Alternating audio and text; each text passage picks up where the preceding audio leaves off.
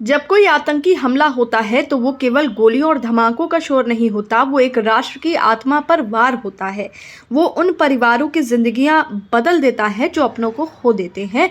और जब ऐसे दर्दनाक हादसे के बाद सत्ता के ऊंचे गलियारों से कोई व्यक्ति, जिसे जनता ने प्रतिनिधित्व के लिए चुना हो, उन पीड़ितों की संवेदनाओं को रौंदते हुए बयान देता है, तो ये केवल असंवेदनशीलता नहीं, एक नैतिक पतन का संकेत होता है। हरियाणा से बीजेपी के राज्यसभा सांसद रामचंद्र जांगड़ा का ये बयान कि अगर महिलाएं आतंकियों से हाथ जोड़ने की बजाय मुकाबला करती तो कम लोग मरते, किसी राजनीतिक मतभेद का विषय नहीं बल्कि उस विकृत सोच का परिचायक है जिसमें सत्ता और जुबान दोनों बेलगाम हो चुके हैं। ये बयान सिर्फ अमानवीय नहीं है, ये एक राष्ट्रीय त्रासदी पर लापरवाही की चादर डालने की कोशिश है। क्या वो महिलाएं जिनके पति आतंक की आग में जिंदा जल गए, जिनके घरों में अब सिर्फ तस्वीरें बची हैं, उनसे ये उम्मीद की जा रही थी कि वो हथियार उठाकर गोलियों का सामना करें? क्या एक सांसद को ये नहीं पता कि आम नागरिक का काम आतंकवादियों से लड़ना नहीं बल्कि सुरक्षा एजेंसियों पर भरोसा करना है?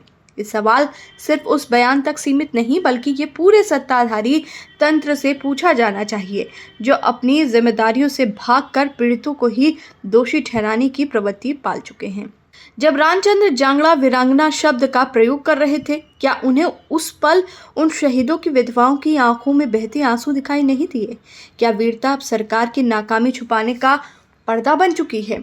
ये बयान केवल शब्दों की चूक नहीं, ये विचारधारा की गिरावट है।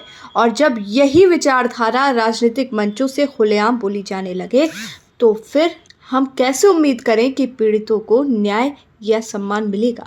कांग्रेस नेता दीपेंद्र हुड्डा की टिप्पणी बिल्कुल सटीक है कि शहीदों के परिवारों की मर्यादा भी अब सत्ता के निशाने पर है। ये अब केवल विरोधियों के खिलाफ बोलने की बात नहीं, ये उस मानवीय संवेदना की रक्षा का प्रश्न है जो किसी भी सभ्य लोकतंत्र की नींव होती है। ये क्षमा करने का क्षण नहीं है, ये सवाल उठाने का समय है। क्या ये राष्ट्र केवल शब्दों की वीरता में ही महान रहेगा या फिर जिम्मेदारी, संवेदना और सत्य की कसौटी पर भी खरा उतरेगा? अगर आज हम चुप रहे तो कल हर पीढ़ी से उसकी वीरता का प्रमाण मांगा जाएगा।